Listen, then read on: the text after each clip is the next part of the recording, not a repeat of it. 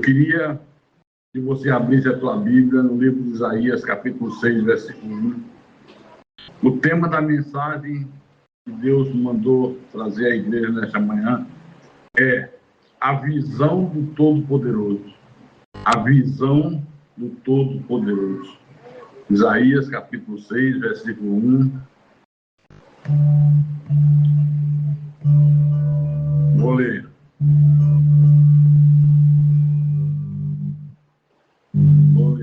Vou ler o texto sagrado.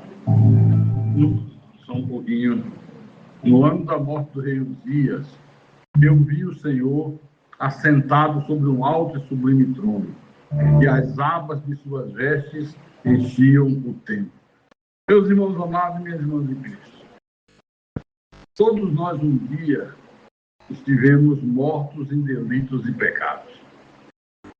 E esses nossos delitos e pecados, quando nós estávamos nessa condição de morte espiritual, com muita facilidade nós éramos endurecidos pelas coisas desse mundo. A vida endurece a gente sem que a gente perceba. O que é esse endurecimento? Ficamos insensíveis, por exemplo, diante do sofrimento das pessoas, ficamos insensíveis diante da violência que toma conta do mundo inteiro, insensíveis diante da dor do nosso próximo, diante da perda, diante da fome. Você vê que há anos atrás, falar em aborto era um escândalo. Toda a sociedade repudiava. Hoje, quase todo mundo acha normal o aborto. A fome que atinge milhões de pessoas no mundo não sensibiliza mais as pessoas. As pessoas veem aquilo no noticiário, é como se fosse um filme de ficção. Elas não conseguem compreender que aquilo está acontecendo naquele momento que a pessoa está sofrendo. A pedofilia está escancarada. Há uma pesquisa que diz que 70% dos casos de pedofilia acontece dentro de casa, nas famílias. É o avô, é o tio, o pai, o irmão. Isso é tenebroso, isso é terrível. A coisa está tão feia, mas tão feia, que o presidente, o Nove Dedos, chegou diante das câmeras de televisão e disse: não é crime um jovem assaltar para roubar um celular, porque ele faz isso porque não tem um dinheirinho para tomar uma cervejinha no final de semana. Então, quando ele assalta e rouba o celular, é porque ele vai vender para ter uma graninha para tomar uma cervejinha no final de semana. É inacreditável, mas o chefe de uma nação disse isso. A corrupção tem sido vista como uma coisa normal. As pessoas continuam votando nos corruptos. Todos os dias há um monte de pessoas sofrendo, morrendo por falta de assistência médica nos hospitais. E isso não comove quase mais a ninguém. As pessoas ouvem, está morrendo gente na fila do SUS, nos hospitais públicos. Ninguém se comove, ninguém, é como se fosse uma formiga que morreu. Esse é o problema. O número gigantesco de divórcio é visto hoje como uma coisa normal.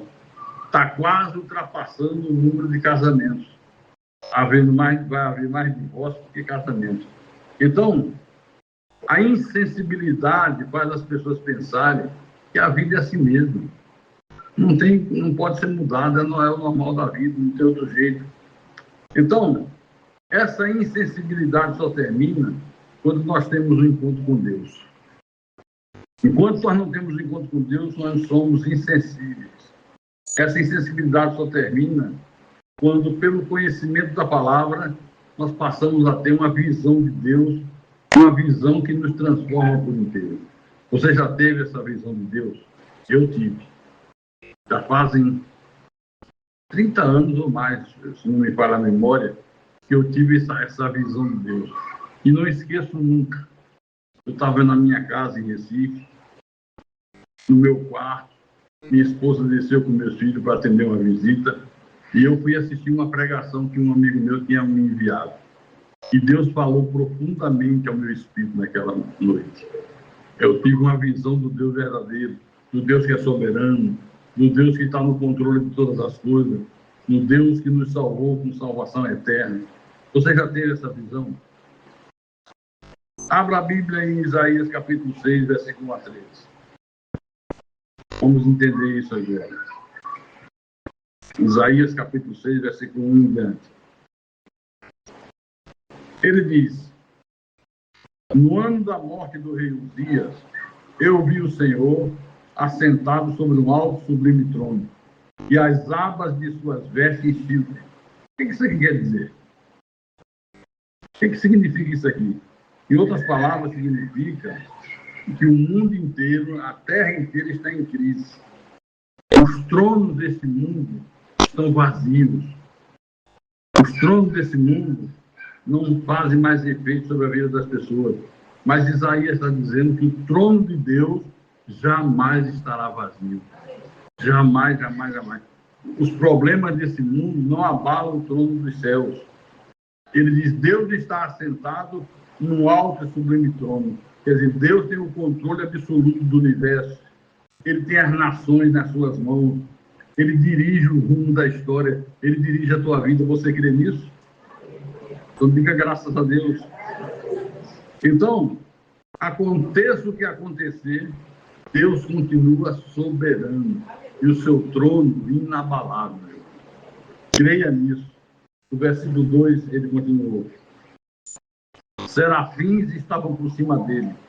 Cada um tinha 6 asas, com 2 cobriu o rosto, com 2 cobriu os seus pés e com 2 voavam. E clamavam um para os outros, dizendo: Santo, Santo, Santo é o Senhor dos Exércitos. Toda a terra está cheia da sua glória.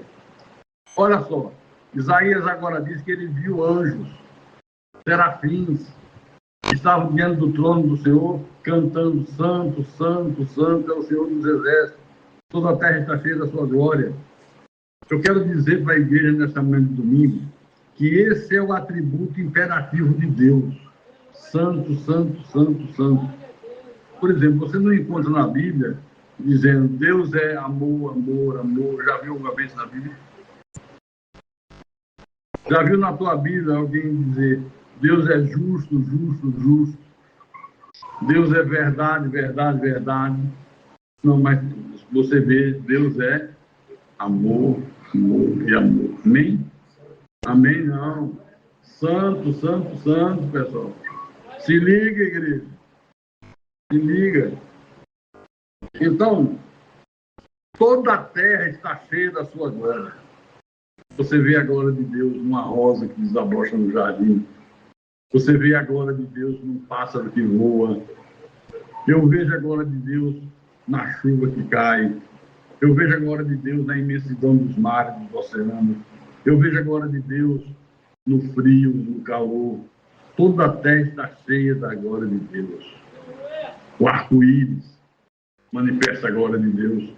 Então, a compreensão dessa verdade te dá paz. Você saber que Deus está no trono, que Ele governa tudo, e a tua vida está nas mãos dEle, não te dá paz, irmão? Não te dá tranquilidade diante das guerras dessa vida? Claro, você está nas mãos de Deus. No versículo 5 ele disse: então disse eu: ai de mim, estou perdido, sou homem de lábios impuros, habito no meio de um povo de impuros lábios, e os meus olhos viram o Rei, o Senhor dos Exércitos. Versículo 6. Então um dos serafins voou para mim, trazendo na mão a brasa viva, e tirara do altar com uma tenaz. Com a brasa tocou a minha boca e disse: eis que ela tocou os teus lábios.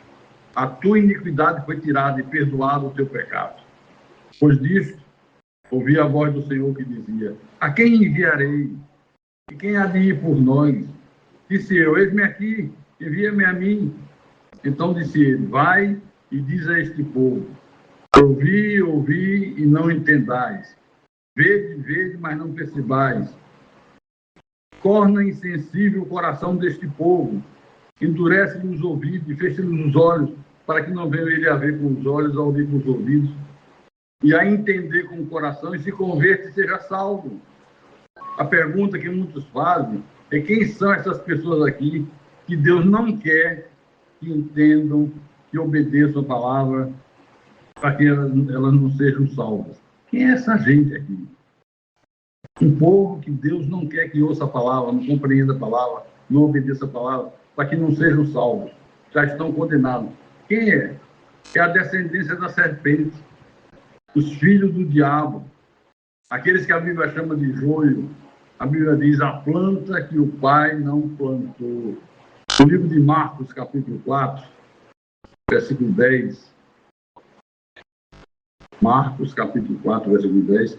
Você vai perceber que Jesus apresenta o mesmo conceito da palavra de Isaías. Encontraram? Então, eu vou ler. Quando Jesus ficou só, ele tinha acabado de pregar, os que estavam junto dele com os 12 o interrogaram a respeito das parábolas. Perguntaram a Jesus, por que tu prega por parábolas? Por que a pessoa usa parábolas quando o Senhor prega?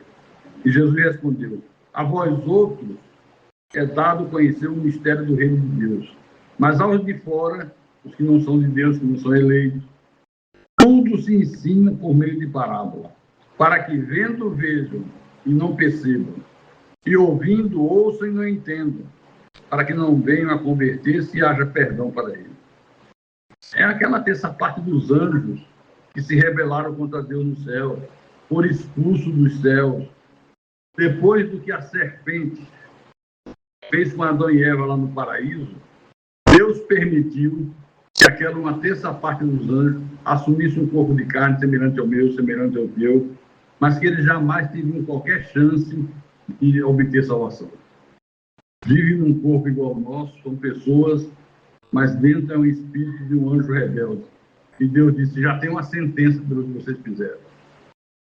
Vocês vão ouvir, não vão entender, vocês foram postos nesse mundo para desobediência, para no fim ser lançado no inferno. Então, vocês entenderam até aqui? Entenderam? A existência dessa descendência começou aonde? Caim e Abel. Começou em Caim e Abel. Paulo diz lá em Romano, ou não tem um oleiro direito sobre a massa, para do mesmo barro, do mesmo ventre, fazer um vaso para honra e um vaso para desonra. Tem ou não tem? Tem. O apóstolo Pedro, a sua segunda epístola, capítulo 2, versículo 8 e 9, ele aborda essa verdade que eu estou passando para os irmãos agora, e corrobora dizendo, segunda de Pedro, capítulo 2, versículo 8 e 9. Ele diz, e pedra de tropeço e rocha de ofensa. São estes que tropeçam na palavra, sendo desobedientes, para o que também foram postos. Quer dizer, há uma turma aí que foram postos nesse mundo, no corpo de carne, para serem desobedientes, para tropeçarem na palavra. É Deus que está falando, está na tua Bíblia, assim. Para isso também foram postos. No versículo 9. Vós, porém, olha a diferença. Vocês, porém, o quê? Eu falei segunda, foi? Estou com certo aí, primeira de Pedro. Vós, porém, sois raça eleita, sacerdócio real, nação santa, povo de propriedade exclusiva de Deus, a fim de proclamar das virtudes daquele que vos chamou das trevas para a sua maravilhosa luz. Aí alguém diz assim, pastor, mas como é que explica aquilo que Paulo falou a Timóteo, dizendo, Deus deseja que todos os homens sejam salvos. O senhor está dizendo que é um povo que foi destinado à perdição.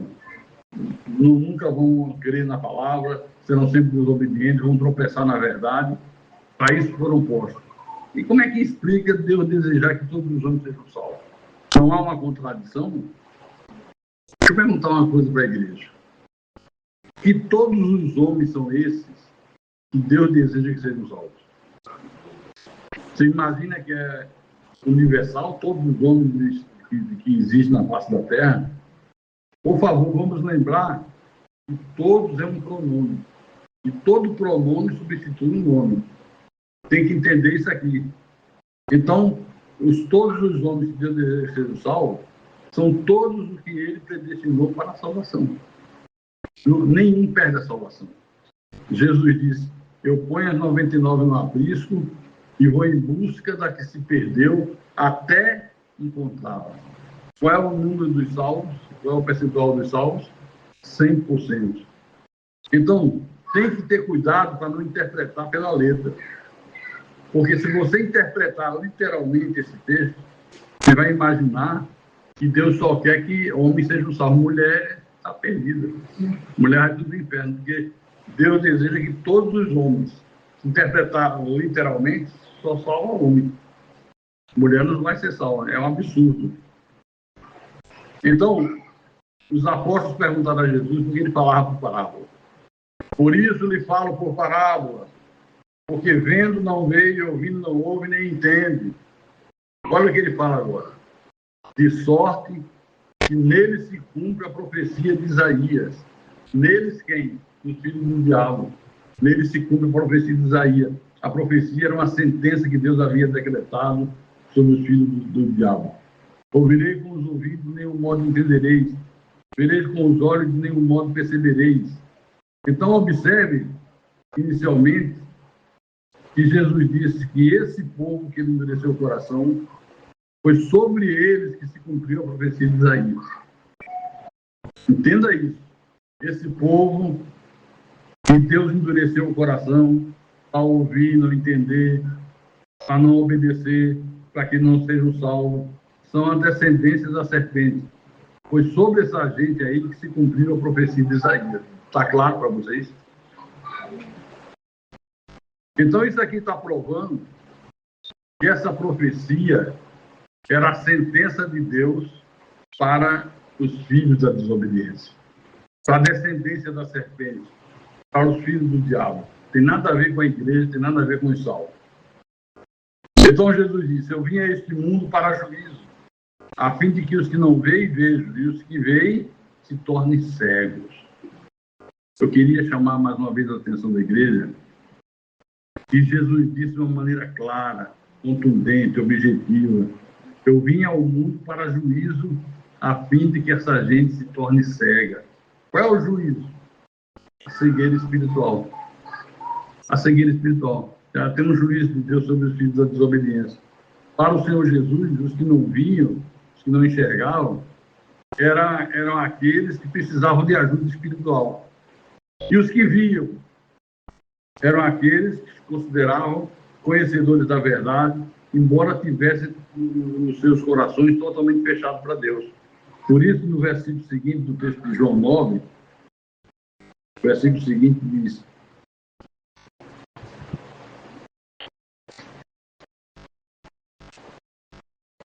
alguns dentre os fariseus que estavam perto dele perguntaram: acaso também nós somos cegos? Alguns dos fariseus perguntaram a Jesus: por acaso nós também somos cegos? Olha o que Jesus respondeu: se vocês fossem cegos, não teriam pecado algum. Mas porque agora dizeis, nós vemos, subsiste o vosso pecado. João 9, versículo 40 e 41. Marca aí na tua Bíblia. Em outras palavras, esses fariseus hipócritas aqui ouviam, viam Jesus, mas não davam a mínima para ele. Era como se estivesse vendo um palhaço, um tiririca. Não davam nenhum valor a Jesus. Por quê? Por que eles agiam assim? Porque Deus fechou seus corações para que não entendesse nada da verdade de Deus. Vão morrer como demônios, vão ser jogados no lago de fogo e enxofre. Então, é a respeito dessas pessoas, ou de pessoas como essas aqui, que o juízo de Deus é direcionado. É para esse tipo de gente. João capítulo 12, versículo 37 em diante. Marque aí na Bíblia. João, Mateus, Marcos, Lucas, João, capítulo 12, versículo 37 em diante.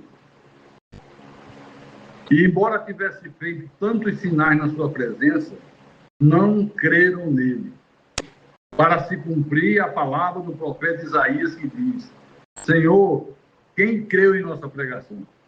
E a quem foi revelado o braço do Senhor? Olha só, eles não podiam crer, porque Isaías disse: cegou-lhe os corações dos incrédulos, para que não vejam com os olhos, nem entendam o coração, se convertam e sejam salvos. Por isso que eles não podiam crer. Quem é do diabo não crê nunca. Você pode morrer evangelizando, mostrando na Bíblia, pode abrir a cabeça do sujeito, mandar um neurocirurgião fazer uma cirurgia, abrir em duas bandas e botar a Bíblia dentro, costurar. Não adianta. Jamais vai crer.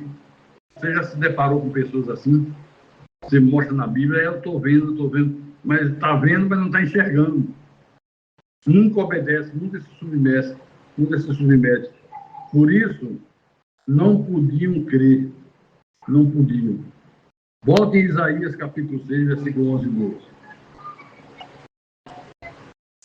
Isaías capítulo 6, versículo 11 e 12. Então disse eu, até quando, Senhor? Ele respondeu, até que sejam desoladas as cidades e fiquem sem habitantes, as casas fiquem sem moradores, e a terra seja de toda assolada. Que o Senhor afaste dela os homens, e no meio da terra seja grande desamparo. Versículo 13. Mas se ainda ficar a 10ª parte dela, tornará a ser destruída, como terebinte, como carvalho, dos quais, depois de derribados, ainda fica o toco. Assim, a santa semente é o seu toco. Esse negócio de toco aqui, o sentido é como é que eu diria? O remanescente fiel. Está fugindo a palavra. O remanescente fiel. Deus disse, mesmo que haja corrupção, mesmo que eles façam tudo que é diabólico, mas no meio deles haverá um remanescente fiel. Haverá o povo de Deus, que não se corrompe, que não se dobra, que não se deixa subjugar pelas coisas do inferno. Só o remanescente fiel pode desfrutar do privilégio de crer na verdade. Só quem é remanescente fiel tem desfrutado do privilégio de ouvir a voz de Deus, entender a voz de Deus e ser salvo. Agora, esse encontro com Deus muda a nossa visão. Quando você tem um encontro com Deus, como eu falei agora no início, eu tive esse encontro com Deus há quase 30 anos atrás. Já contei algumas vezes o testemunho, eu vou contar hoje. Mudou a minha vida por inteiro. Por isso, para ter um encontro com Deus, para ter uma visão perfeita de Deus, nós precisamos de palavras fortes, palavras verdadeiras. Nós precisamos de palavras que nos orientem, que nos tire dessa letargia diabólica. As pessoas ficam como se estivessem anestesiadas. Já vi uma pessoa sob efeito de anestesia? Ela fica bamba, ela quer acordar, não consegue, quer se mover, não consegue. Então a gente vê as pessoas nessa letargia, como se tivessem sido anestesiadas, todas elas. Então o profeta Isaías, naquele tempo, havia se acostumado à dura realidade de um povo atolado no pecado. Ele estava acostumado a ver como é que os ímpios procediam.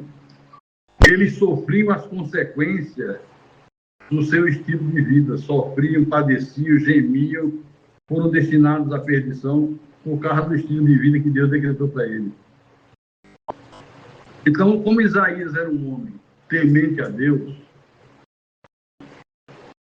apesar de todo o temor que ele tinha de Deus, faltava ainda a Isaías uma experiência maior com Deus. Ele tinha um conhecimento de Deus superficial, mas precisava de um encontro com Deus de uma forma mais profunda. O que é que ele faz? Ele foi ao templo e lá no templo ele teve uma visão que mudou a sua vida para sempre. No templo, olha a importância do templo. Não há lugar onde Deus se manifesta de uma maneira mais forte do que no templo. Então, ele vai ao templo, tem uma visão de Deus, e a partir dessa visão, ele nunca mais foi o mesmo. Quem tem visão de Deus nunca mais é o mesmo. Então, a visão que Isaías teve foi uma coisa espetacular. Foi uma visão inesquecível.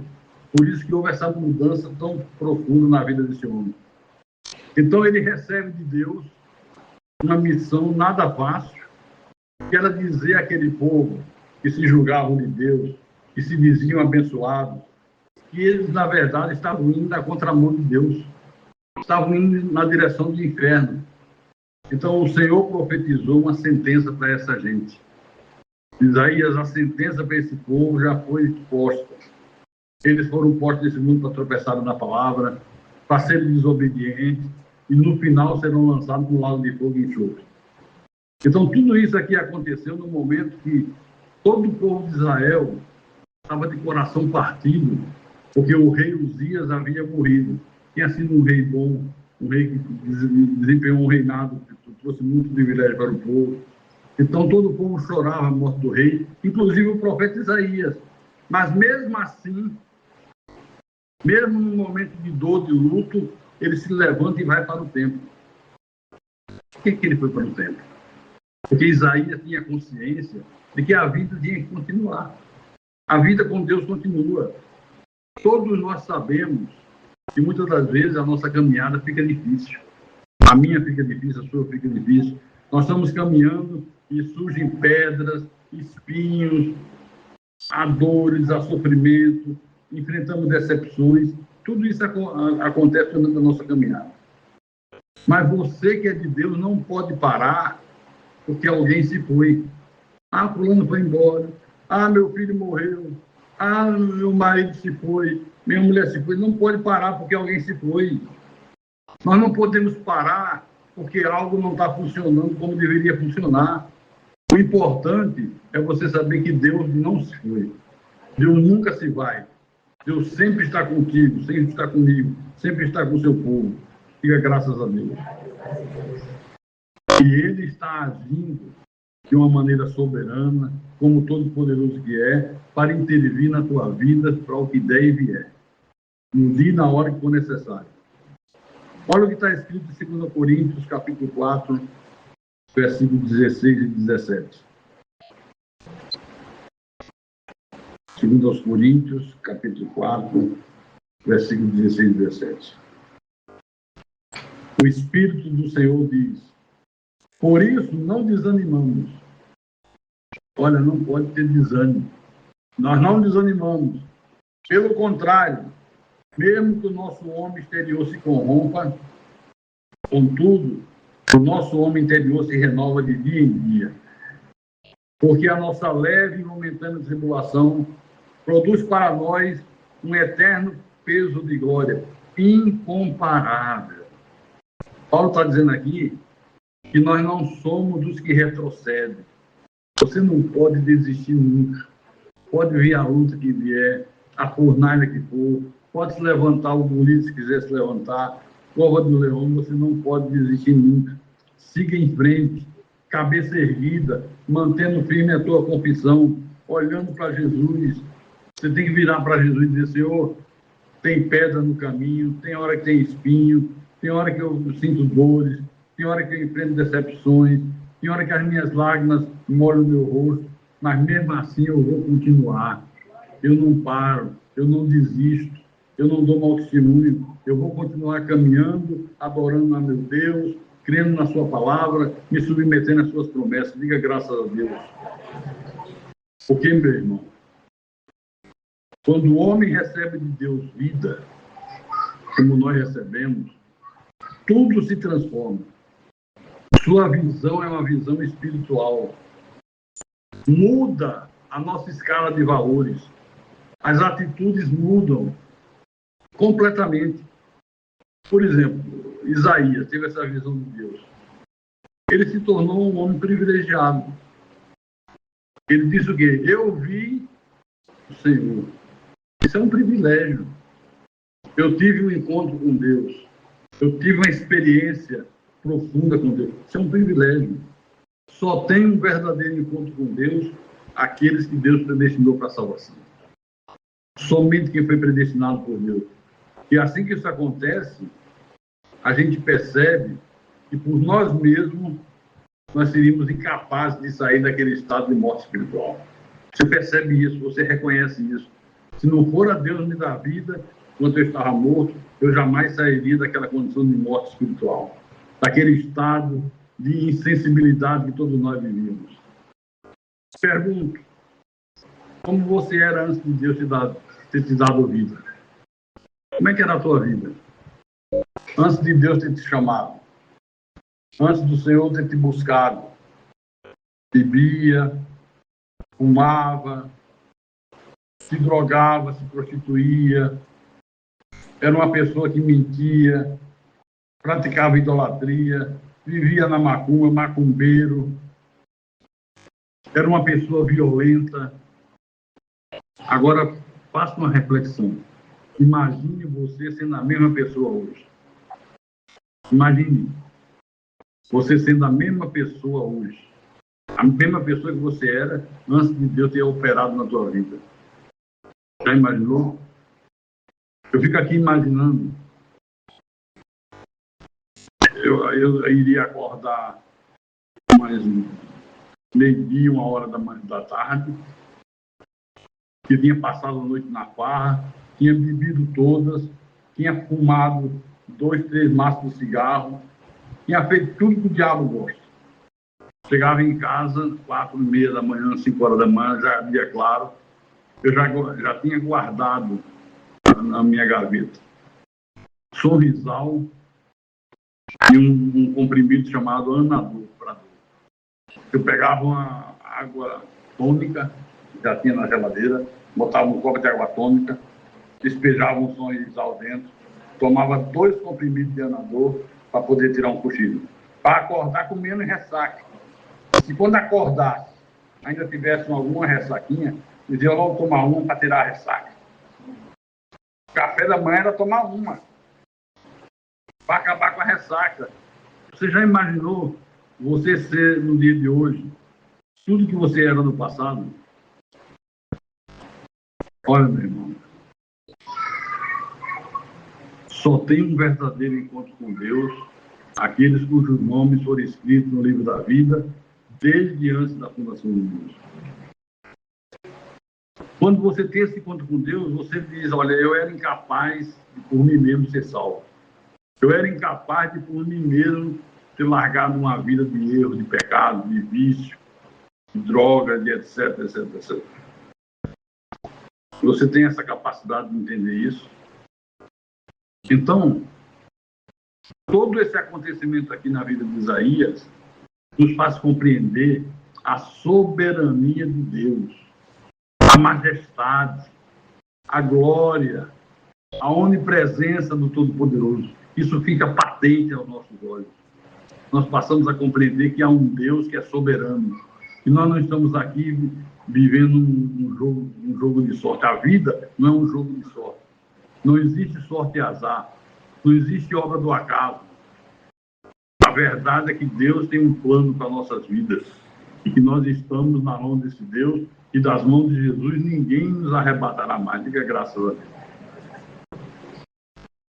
Isaías, quando teve essa visão de Deus, também se tornou um homem convicto, convicção da sua condição, consciente. O que é que ele disse? Ai de mim, estou perdido. Olha como ele ficou convicto da condição espiritual dele. Estou perdido, porque sou um homem de lábios impuros. Sou um homem pecador. Sou um homem cheio de falhas, cheio de defeitos. E se não bastasse, eu habito no meio de um povo de impuros lábios, de um povo que é semelhante a mim, que é tão errado quanto eu, e eu tão errado quanto ele. Os meus olhos viram o Rei, o Senhor dos Exércitos. Foi preciso ele ter a visão de Deus para se tornar convicto e consciente. Esse homem se tornou purificado, perdoado por Deus. No capítulo 6, versículo 7, marque aí, nós vimos agora. Olha o que ele diz. E com a brasa tocou a minha boca e disse, eis que isto tocou os teus lábios. A tua iniquidade foi tirada e foi expiado o teu pecado. Na hora que você tem uma visão de Deus, um encontro com Deus, Deus faz isso aqui na tua vida. Toca nos teus lábios, a tua iniquidade é tirada, o teu pecado é expiado. Isaías se tornou um homem solícito, obediente. Olha o versículo 8, diz assim. Depois disto, ouvi a voz do Senhor que dizia, a quem enviarei? E quem há de ir por nós? Aí ele disse, eis-me aqui, envia-me a mim. Olha a solicitude. Olha a obediência desse homem. Eu vi o Senhor assentado sobre o alto do entorno e as abas das suas vestes enchiam o templo. Serafins estavam por cima dele. Cada um tinha 6 asas, com 2 cobriam o rosto, com 2 cobriam os seus pés, e com 2 voavam. E clamavam uns aos outros, dizendo: Santo, Santo, Santo é o Senhor dos Exércitos. Toda a terra está cheia da sua glória. Vamos às 3 igrejas, juntos dizemos: Santo, Santo, Santo. Diga aí, repita: Santo, Santo, Santo. É o Senhor dos Exércitos. Toda a terra está cheia da sua glória. Toda a terra está cheia da sua glória. Pastor, por que repetiu 3 vezes Santo, Santo, Santo, Santo? Para chamar a atenção para a pureza de Deus, a santidade absoluta de Deus, a autoridade suprema de Deus. Por isso que ele fala Santo, Santo, Santo, Santo. A santidade de Deus é um tema chave nesse texto aqui, não? Grave isso, a santidade de Deus é um tema chave no meio desse texto todo. Porque santidade, no sentido bíblico, não é apenas pureza moral. Santidade, no sentido bíblico, é também se separar do que é profano. Às vezes tem uma pureza moral, mas não se separa do que é profano. Não, santidade é outra coisa.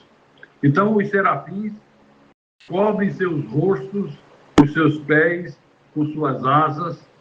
O que é que isso aqui mostra para a gente? Mostra reverência e humildade diante de um Deus santo. Reverência e humildade diante de um Deus santo. O templo tremeu. Imagine um templo tremendo, como se fosse um terremoto.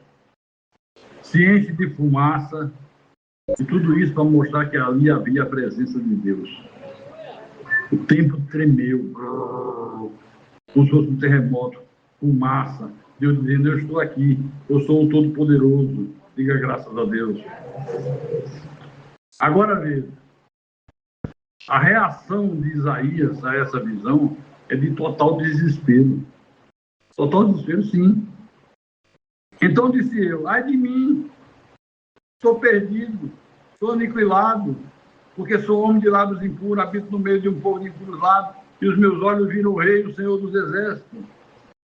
Quer dizer que ele começa a se confrontar com a santidade de Deus, e ele se torna tremendamente consciente da sua imperfeição, da imperfeição do seu povo. Ele se conscientiza: nós somos imperfeitos, eu sou imperfeito, o meu povo é imperfeito. Triste da pessoa que se considera perfeita. Eu não gosto quando a pessoa diz: eu estou bem com Deus. E você quer apontar um defeito dela para ajudá-la, ela diz: não aponte dedo para mim. Eu mesmo sei ver. Aquele que diz que sabe ver, não sabe ver coisa nenhuma. Está certo. Então, humildade. Humildade. Para a gente estar aqui. Toda a terra está cheia da sua glória. Eu amo essa expressão. Então,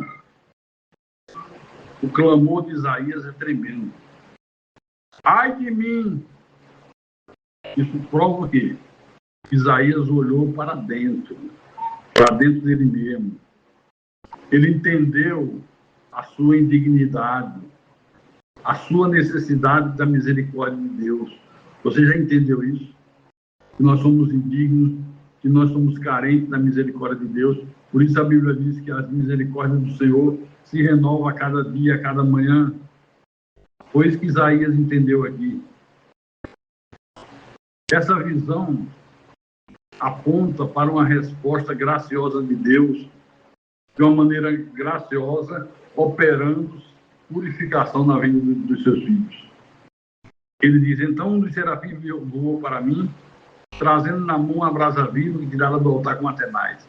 E com a brasa tocou a minha boca e disse: eis que ela tocou os teus lábios, a tua iniquidade foi tirada, perdoado o teu pecado. Esse hábito simbólico de purificação mostra o poder purificador da graça de Deus. Deus nos purifica graciosamente, não é em troca de um sacrifício, não é em troca de dízimo, de oferta, Ele não nos purifica em troca de sacrifícios da lei, ele nos purifica graciosamente, diga graças a Deus. Essa brasa representa exatamente isso, a ação graciosa, purificadora de Deus. Deus limpou Isaías dos seus pecados. Deus preparou esse homem para executar uma missão do profeta. Como Deus age, como Deus trabalha. Então, ele tendo sido purificado e perdoado, ele ouve a voz de Deus perguntando: quem enviarei?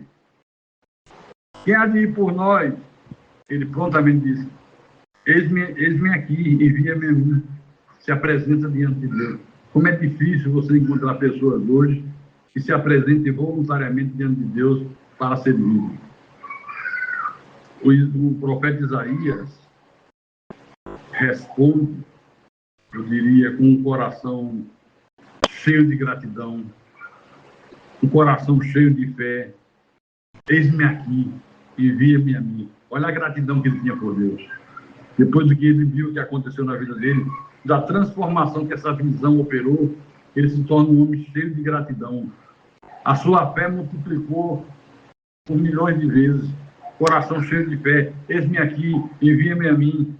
Então, esse momento aqui marca a missão que Deus concedeu a Isaías como profeta. Ele tinha uma missão. Observe, por favor, quando você tem um encontro com Deus, esse encontro com Deus faz despertar dentro de você um desejo incontido de servir a Deus. Quando você tem um encontro verdadeiro com Deus, esse encontro verdadeiro de Deus desperta na gente um desejo incontido de servir a Deus. Você tem um desejo incontido de estar nos cultos. Terça-feira você está no culto, quinta-feira você está no culto, domingo de manhã você está no culto, domingo à noite, e ainda diz assim: ah, que bom se tivesse mais.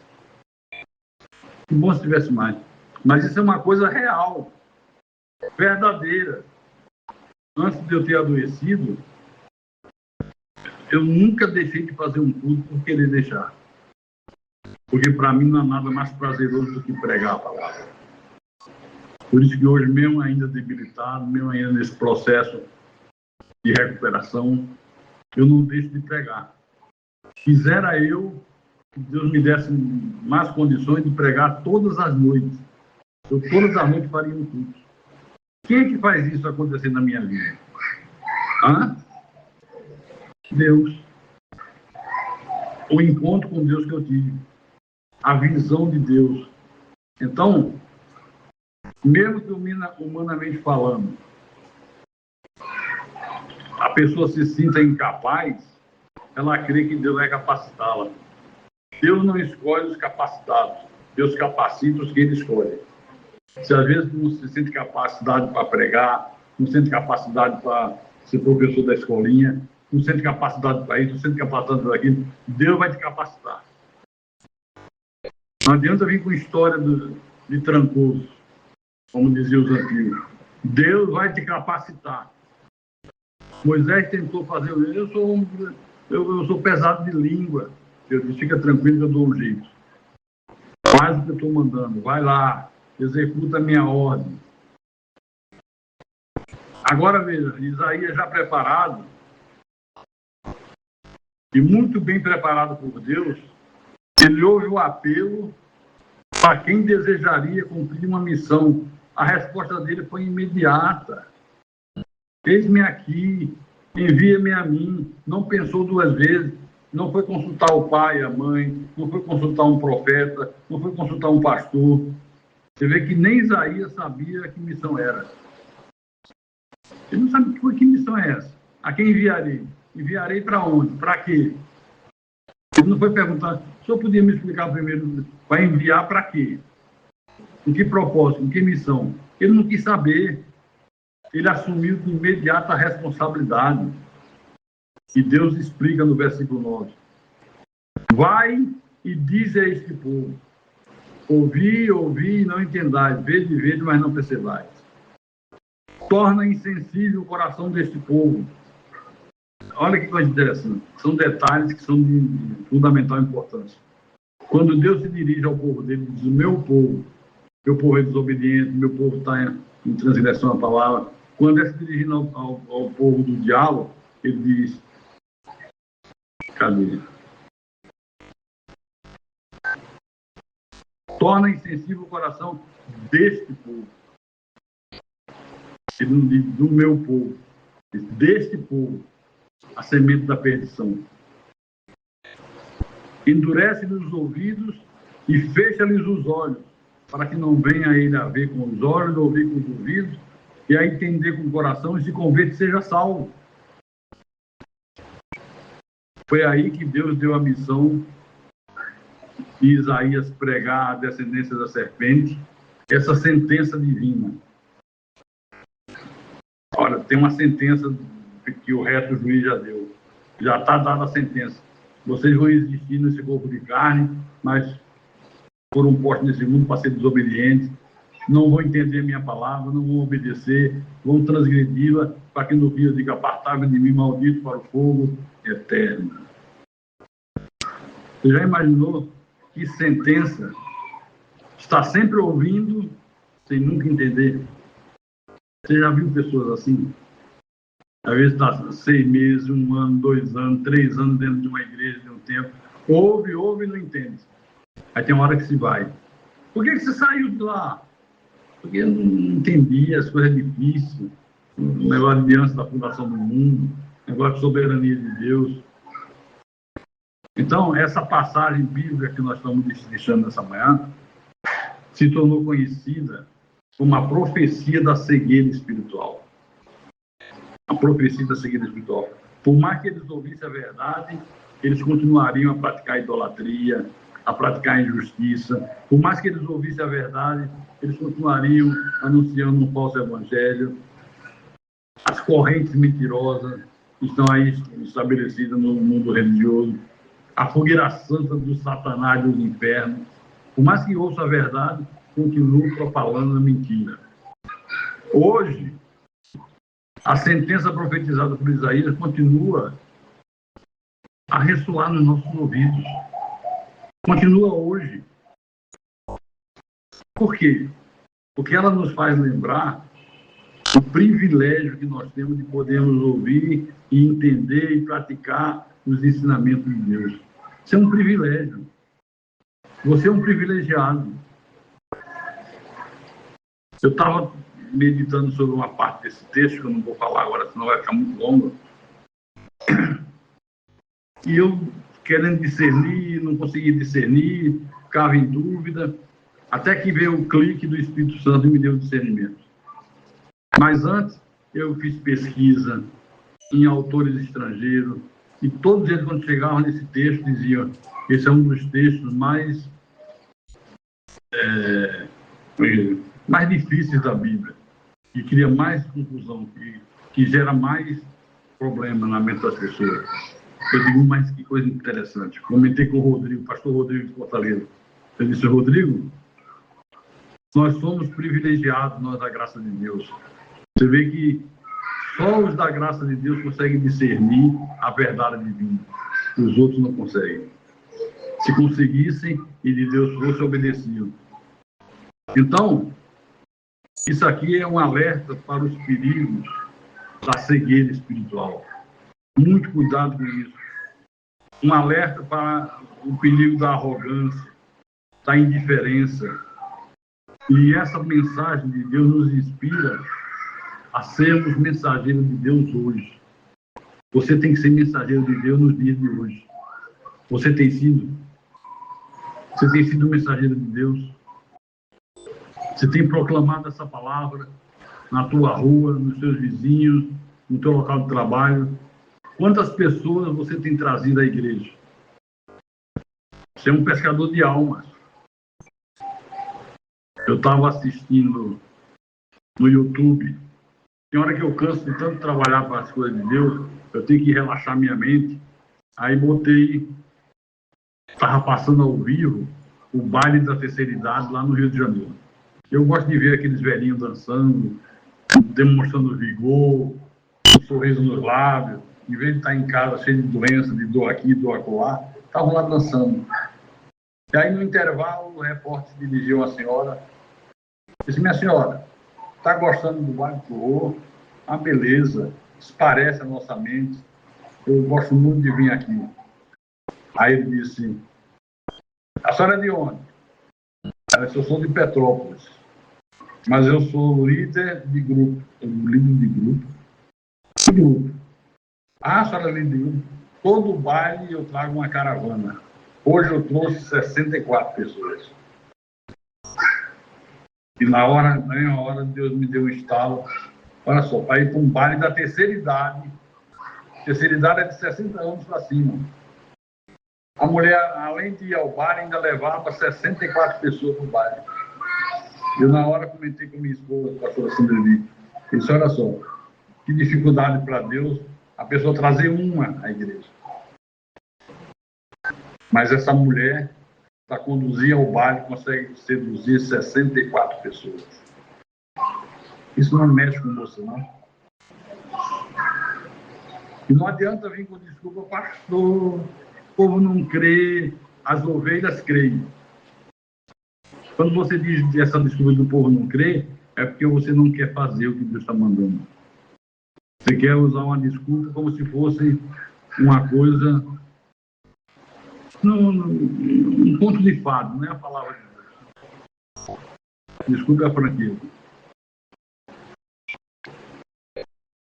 Agora, esse meu celular, quando eu encosto nele,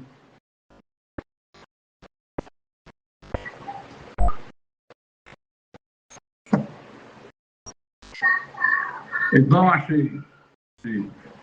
Abra em 1 Timóteo, capítulo 2, versículo 4.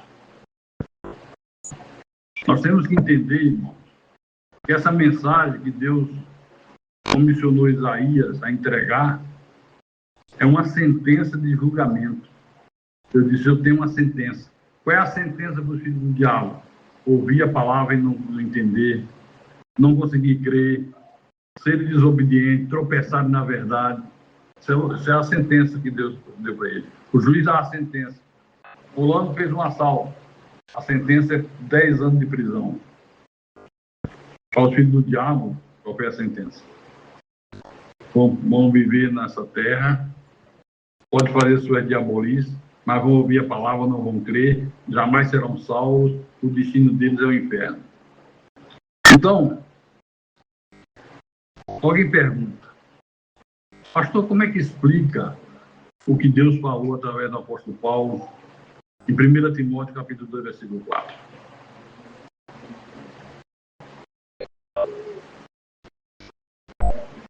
Eu já li ainda pouco.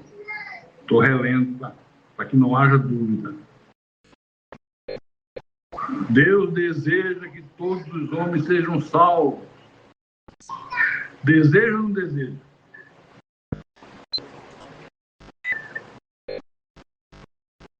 O versículo 4.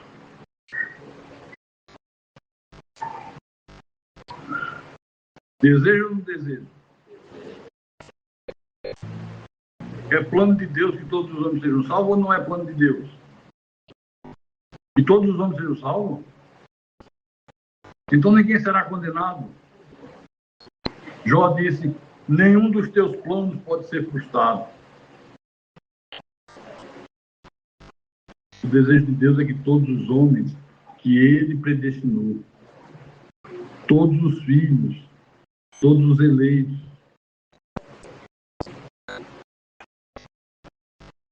amém, irmão? Meu tempo já se esgotou. Mas eu vou terminar essa minha homilia de hoje perguntando, você está servindo a Deus com excelência? Você que está em Recife, que está aqui em Natal, você que está em Fortaleza, você tem servido a Deus com excelência? A Bíblia diz, maldito aquele que faz a obra do Senhor relaxadamente. Você tem sido um pescador de almas? O que você tem feito para trazer as ovelhas perdidas da casa de Israel para o templo? Você tem obedecido o mandamento de não deixar de congregar? Está na Bíblia de vocês ou só na minha? Está na Bíblia. Não deixemos de congregar como é costume de alguns. Aliás, um péssimo costume. Outra pergunta. Você tem vivido uma vida de santidade? Você tem vivido vida santa?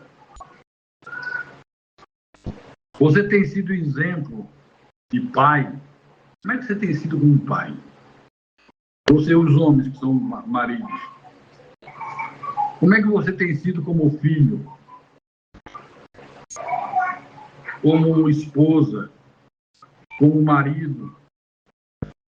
Como é que você tem sido como funcionário da empresa que você trabalha, do comércio que você trabalha? Você tem sido exemplo? Você tem manifestado a glória de Deus na tua vida? Como é que você tem sido com os teus vizinhos?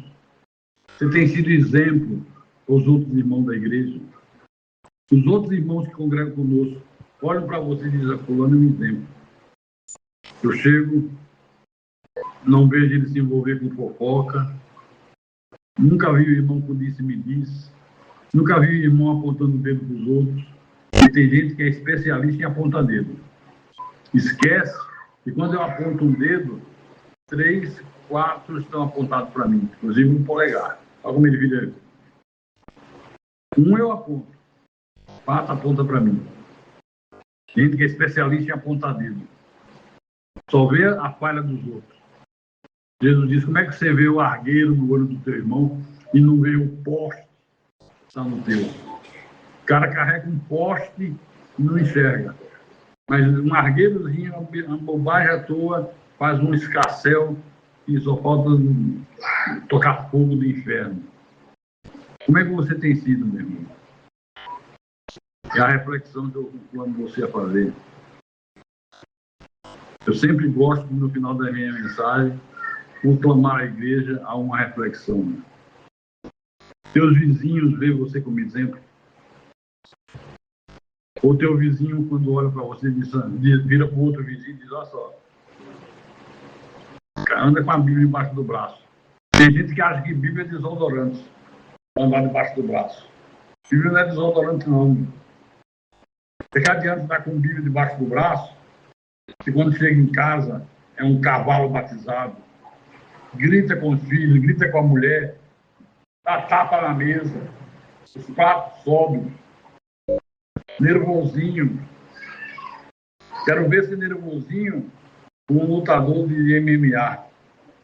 Aí eu quero ver se você é macho mesmo, se você dá tapa mesmo em mesa, se você grita com as crianças. Aí o vizinho diz assim: aí, por isso eu não quero saber de igreja. Vive com Bíblia, vive na culto, olha o exemplo que ele dá. Às vezes está todo mundo reunido na casa do incrédulo, aí só ouve os gritos. Pornografia, palavrão para lá, palavrão para cá. Que testemunho você está dando? Dentro da igreja é fofoqueiro, cheio de leve e trás.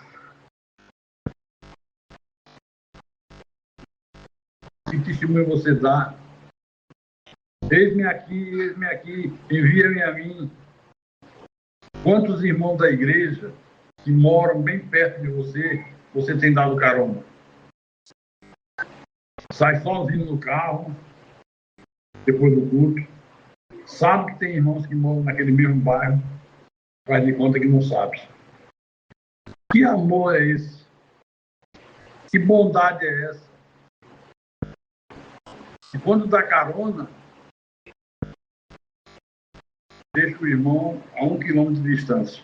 Irmão, eu estou indo aqui, eu vou direto. Se eu entrar aqui, eu vou andar mais 1 quilômetro. Porque é 1 quilômetro, é o carro que vai andar, não é você? Deixa na porta de casa. Faz o serviço bem feito. Não faz a coisa pela metade, não faz a coisa mal feita. Maldito aquele que faz a obra do Senhor relaxadamente.